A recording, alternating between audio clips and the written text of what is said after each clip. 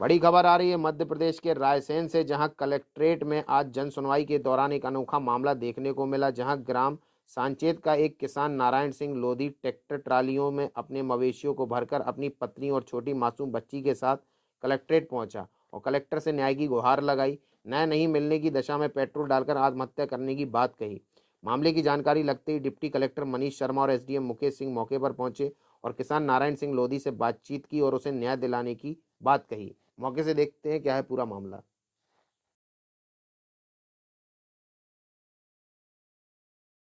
को लेकर कलेक्ट्रेट पहुंचे हैं। साहब मैं 1 साल से परेशान हूँ। मेरे भाई और माँ बहुत ज्यादा परेशान कर रहे थे, इसलिए मैंने घर छोड़ा और लड़ रहे थे। मेरे पिताजी पे और मुझ पे बिना साजिश रच के बहन से केस लगवाया। दोनों बाप बेटे पेशी के लिए आए तहसील न्यायालय, और इसके बाद मेरी पत्नी और बच्चियों से लड़ाई करी उनने खेत पे, और खुद ने दारू की नशे में धुत था। तो मेरी बच्ची के पाइप मार रहा था वो घलो उसकी पत्नी में, और केस बनवा दो मेरी पत्नी और बच्ची पे, और उसके ससुराल वाले हो गए उसके गवाह।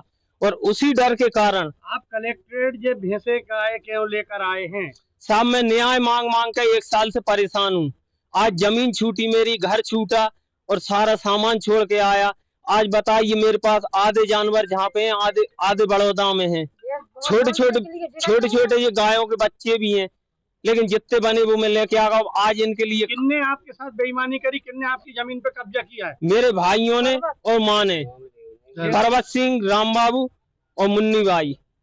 क्या न्याय चाहिए आपको? साहब मेरे लिए मेरा घर मिल जाए, जो मेरे हिस्से में आ रहा है वो घर मिल जाए, और मेरी खेती मिल जाए, और मेरे लिए कोई दखल अंदाजी ना करे।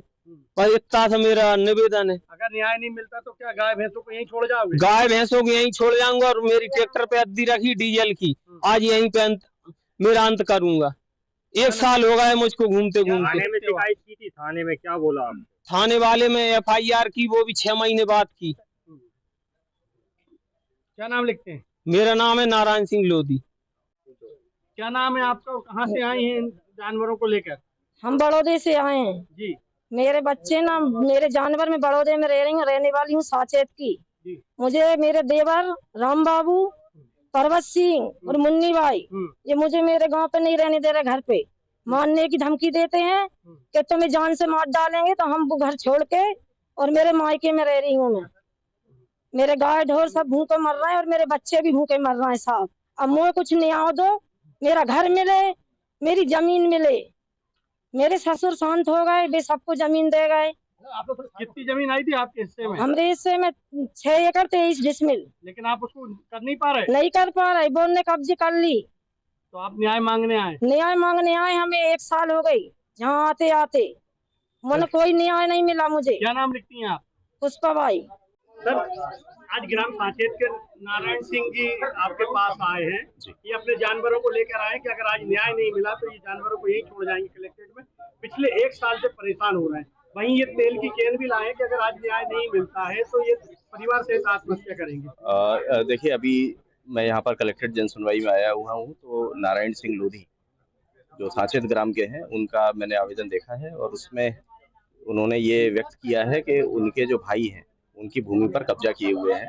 तो निश्चित रूप से इसमें नारायण जी से मेरी बात हुई है, और तत्काल इसमें हम लोग कार्रवाई करेंगे और कब्जा हटाने के लिए, और साथ ही साथ यदि उनको उनकी भूमि पर नहीं जाने दिया जा रहा है तो जो प्रतिबंधात्मक कार्रवाई है या जो कानूनी कार्रवाई कड़ी उनके जो भी उनको परेशान कर रहे होंगे उनके विरुद्ध की जाएगी।